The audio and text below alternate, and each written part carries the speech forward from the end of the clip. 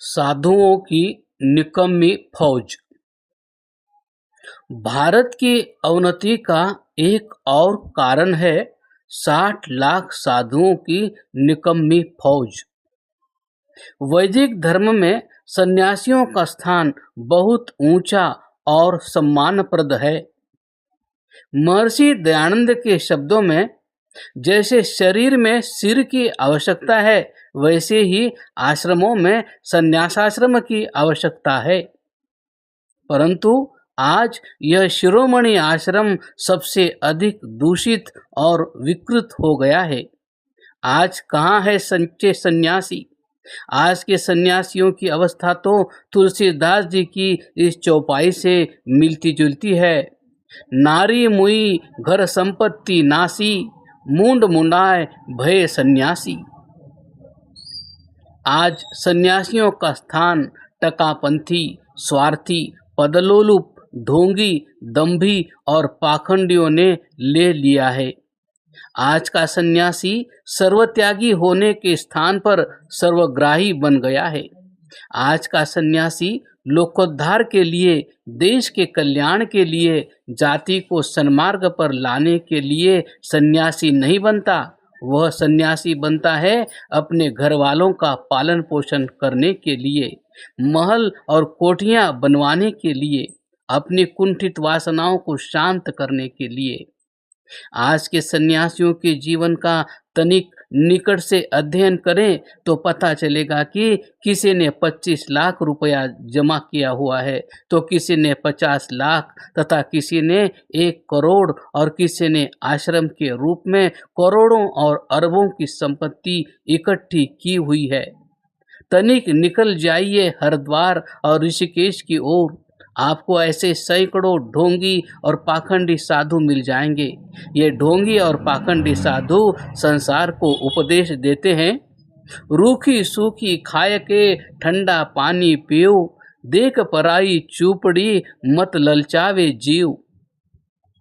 जिन गृहस्थों को अपने बच्चों का पालन और पोषण करना होता है, अपनी रीढ़ की हड्डी को सीधा करके 8-10 घंटे प्रतिदिन दफ्तरों या दुकानों में काम करना होता है, वे तो रूखी सूखी खाकर निर्वाह करे, और जो निठल्ले पड़े रहते हैं वे खूब दूध मलाई छके। क्या सुंदर उपदेश है! इन पाखंडी साधुओं के जीवन का इनके साथ रहकर निरीक्षण किया जाए तो पता चलेगा कि संसार को ईश्वर भक्ति का उपदेश देने वाले ये दंभी और पाखंडी स्वयं 1 मिनट भी उपासना नहीं करते। प्रातः उठते ही शौच से निवृत्त हो तेल की मालिश कराते हैं, फिर स्नान कर गर्मियों में बादाम की ठंडाई पर हाथ साफ करते हैं, सर्दियों में बादाम का हलवा और बादाम पाक खाते हैं, दोपहर को ऐसा बढ़िया भोजन खाते हैं कि अच्छे अच्छे गृहस्थियों को भी प्राप्त न होता होगा। 2 घंटा पश्चात मौसम्बी और संतरों का रस पीते हैं, शाम को फिर भोजन और रात्रि को दूध। ये तथाकथित सन्यासी दंड पेलकर सांड बने रहे हैं और देश पर भार बन रहे हैं। ये ढोंगी साधु दिन भर पड़े हुए खाटों को तोड़ते हैं, न लिखना, न पढ़ना, न स्वाध्याय, न प्रवचन। इन सन्यासियों के मंदिरों और मठों में व्यभिचार होता है। युवतियों को झांसे देकर उनका शील भंग किया जाता है। कलकत्ता के हीरालाल गोयनका ने जो व्यभिचार किए थे वे किससे छिपे हैं?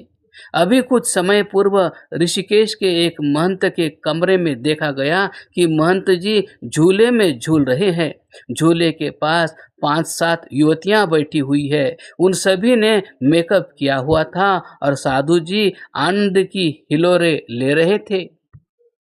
हे महंतों और मठाधीशों, मैं आपसे पूछना चाहता हूँ, यदि आपको यह भवन ही खड़े करने थे, यदि संपत्ति ही संग्रहित करनी थी, यदि गुलछर्रे ही उड़ाने थे, तो आपने सन्यास क्यों लिया? यह काम तो तुम गृहस्थाश्रम में रहकर भी कर सकते थे, फिर इसे त्यागने की क्या आवश्यकता थी? दीपावली के अवसर पर दिल्ली और नई दिल्ली के मंदिरों में इतनी मिठाई चढ़ती है कि मिठाइयों के पहाड़ लग जाते हैं। दूसरी ओर गरीब बच्चे मिठाई के एक कण के लिए रोते और बिलखते हैं।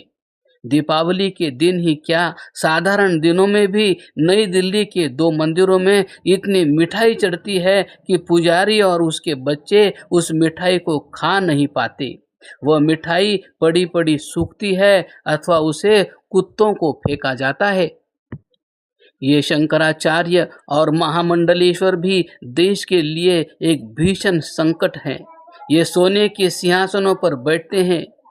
हे मंडलेश्वरों, लोगों को तुम समभाव का उपदेश देते हो, संसार के सभी प्राणियों में एकात्म दर्शन की बात करते हो और स्वयं सन्यासियों से अपनी पालकी उठवाते हो। तुम्हें लज्जा आती है या नहीं?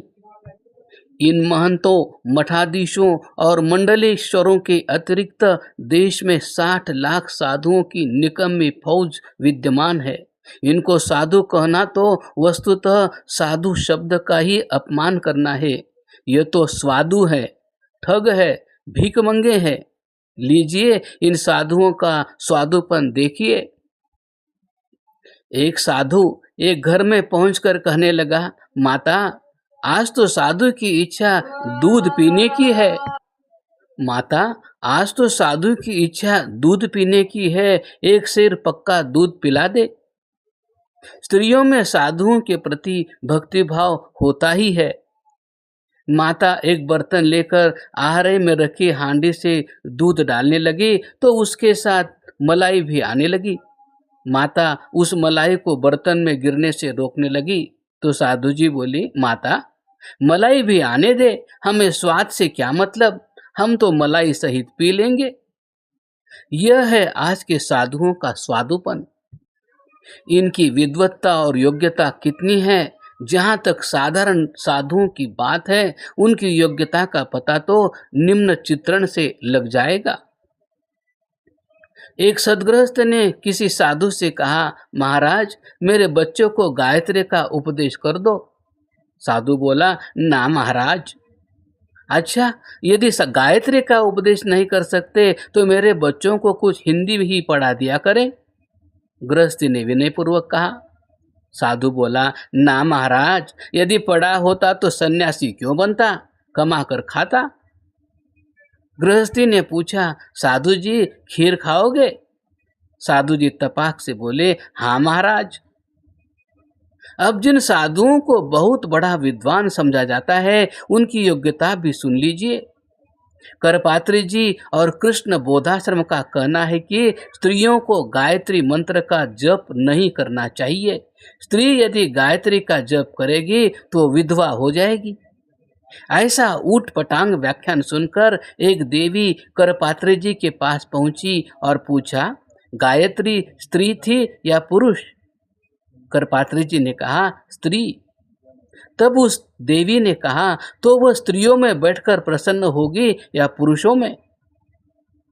करपात्री जी देवी का मुंह ताकते ही रह गए, कोई उत्तर न बन पड़ा। आर्य समाज के अधिकारियों ने शास्त्रार्थ का चैलेंज दिया, जिसे उन्होंने स्वीकार नहीं किया। आज साधुओं के स्थान पर दंभी, पाखंडी और ठग अधिक है। ये अनेक प्रकार के बहानों से लोगों को ठगते हैं। कोई अपना हाथ ऊपर उठाकर खड़ा हो जाता है तो कोई शूलों के ऊपर बैठता है और कोई पंचाग्नि तापता है। इस प्रकार लोगों की आंखों में धूल झोंक कर ये लोग धन बटोरते हैं और अपना उल्लू सीधा करते हैं।